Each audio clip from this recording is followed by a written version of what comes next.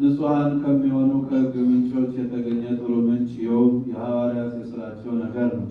ጸሎታቸውና በረከታቸው በርዕሰ ሊቃነ ጳጳሳቱ በአባ ማትያስ በሶ ሊቀ ጳጳሳችን በአባ ሳሙኤል በደብራችን በደብረ ምሕረት በሀገራችን በኢትዮጵያ በምንኖርባት አሜሪካ እዚህ በተሰበሰብነው ሕዝቦች ላይ ለዘላለሙ ጸንቶ ይኑር አሜን።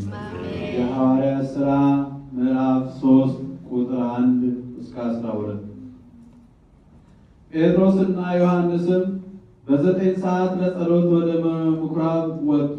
እግሩ ልምሾ ሆኖ ከእናቱ ማኅፀንም እንዲሁ የተወለደ አንድ ሰው ነበር። ዘወትርም እየተሸከሙ ወደ ምኵራብ ከሚገቡት ምጽዋት ይለምን ዘንድ ኦርያ ከምትባል የምኵራብ ደጃፍ ያኖሩት ነበር።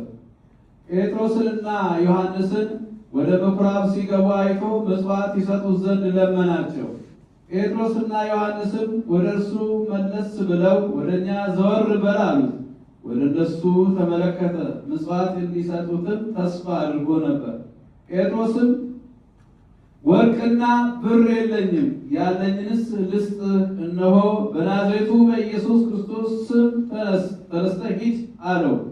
በቀኝ እጁ ይዞ አስነሳው። ያን ጊዜም እግሩ ወገቡ ጸንቶለት ተነሳ።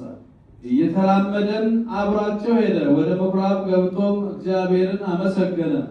ሕዝቡም ሁሉ እግዚአብሔርን እያመሰገኑ ሲሄድ አዩት።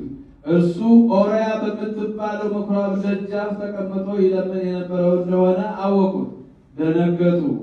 በእርሱ ላይ የተደረገውንም ተአምር አደነቁ። የእግዚአብሔር ቃል ፈጽሞ መላ፣ ከፍ ከፍ አለ።